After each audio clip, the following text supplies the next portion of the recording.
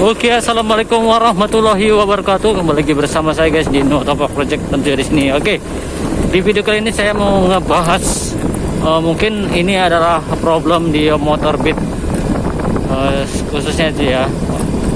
Oke, si Honda Beat ini mungkin dari beberapa owner punya kejadian yang sama, itu oli itu cepat habis dalam sebulan, itu bisa nguapnya tuh hampir 70 sampai 80%-an cuy gitu cuy.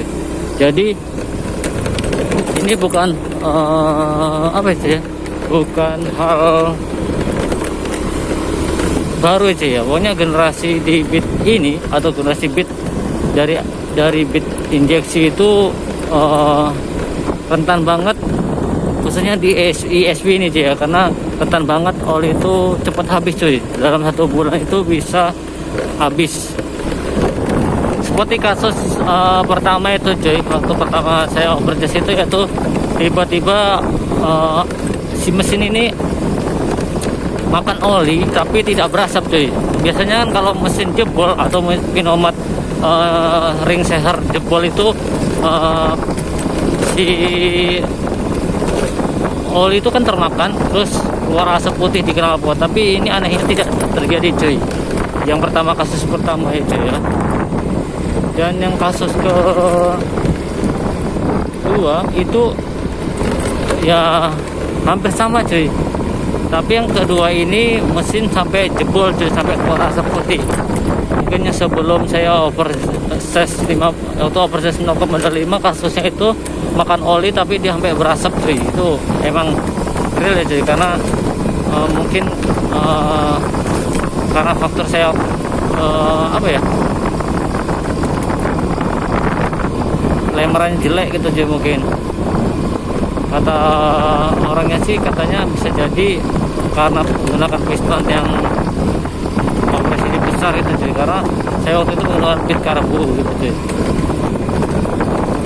Yang kasus yang pertama itu kan saya makan oli tapi tidak berasap, itu yang emang menyedihkan banget. Dalam 1 minggu itu kita baru isi 1 minggu itu udah tinggal 50-60% olinya cuy. Jadi kita wajib mempunyai stok oli cuy. Yang kedua ini lebih parah lagi cuy. Waktu udah makan oli itu dalam 3 hari 4 hari itu udah habis cuy. Kita masukkan oli penuh itu udah habis lagi cuy. Itu ujung-ujungnya jebol dan akhirnya keluar asap putih ngebobol. Dan sekarang kumat lagi cuy sebetulnya.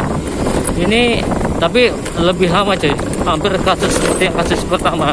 Dalam hitungan 2 minggu 3 minggu itu penguapan olinya sangat besar banget gitu cuy. Yang di kasus pertama yang saya bongkar itu cuy, kan sekarang yang pertama lebar itu kan saya bongkar sendiri cuy. Di situ sebetulnya blok itu masih mulus cuy, blok mulus. Dan seher tuh cuman banyak kerak-kerak, dan di labnya juga banyak kerak-kerak cuy. Nggak tahu, mungkin karena saya feelingnya sih mungkin bukan karena faktor apa ya, ring jebol lah. Mungkin karena ring sudah aus, terus seal klep juga udah getas cuy. Jadi oli masuk ke area mesin cuy, tapi tidak berasap cuy. Dan ditambah lagi waktu kasus itu seal di CVT itu jebol juga, bocor-bocor terus cuy. Tapi berapa kali saya ganti-ganti sentuh sampai bocor-bocor terus. Dan di kasus ini juga nggak tahu cuy kena faktor apa. Soalnya sebelum saya ganti oli Delta Loop itu si seal ini sering-sering bocor, tapi sudah saya perbaikin. Terus dalam sebulan ini bocor lagi dan tiba-tiba penguapannya sangat besar banget. Bisa jadi faktor itu cuy, tapi nggak tahu juga. Sekarang sudah saya perbaiki tapi tetap aja ada penguapan yang cukup ngeri banget cuy. apakah rentan itu cuy untuk motor mesin Beat ini cuy? Ya terkenal di Gen ESP ini menggunakan part yang lebih ringan dan part-partnya lebih murah cuy ya. Apalagi di Gen K18 ini lebih murah lagi cuy untuk spare partnya. Di K44 masih agak lebih mahal, tapi K18 ini lebih murah. Saya ngerinya cuy ya, karena semakin part itu semakin diperingan, itu daya tahannya lebih rentan. Menurut saya pribadi sih gitu. Jadi untuk di generasi Beat Karbu itu kalau udah 5 tahun 6 tahun itu udah wajar ya turun mesin. Seperti kasus yang di Beat Karbu yang sering saya masukin konten, Beat Karbu warna hijau itu udah 6 tahun lebih baru turun mesin sekali 0,25 kemarin. Itu pun saya dibongkar sendiri juga hampir sama, tapi sampai sekarang mesinnya tuh halus banget cuy. Kalau generasi Beat ESP apanya injeksi ini kasar banget cuy. Mau mesin baru atau itu tetap suaranya kasar banget. Itu mungkin karena faktor dari spare part atau part-partnya tuh berpengaruh ya. Mungkin part yang generasi yang lama tuh lebih kuat, tapi yang ini lebih ringan, lebih daya tahan mesinnya tuh nggak ada cuy ya. Ya pokoknya generasi yang ini mungkin kalian bisa komentar kenapa bisa makan oli tapi tidak berasap cuy. Mungkin sudah suhu di bawah ini yang bisa berkomentar, mungkin bisa memberikan sedikit komentarnya aja, berbagi tips apa aja yang harus kita lakukan agar tidak terjadi kendala seperti itu lagi cuy. Soalnya di Beat ini rentan banget cuy makan oli. Banyak kasus sih makan oli tapi tidak berasap. Mungkin para owner Honda Beat pasti setuju dengan isi konten saya ini cuy ya, karena merata sih. Saya tengok di channel itu banyak yang di grup itu banyak bertanya motornya itu berasap tapi tidak motornya makan oli tapi tidak berasap gitu cuy. Kalau kita udah tahu makan oli itu berasap putih, itu udah pasti jebol ya cuy. Kalau ini kan nggak berasap dan makan oli, itu yang bikin ngeri.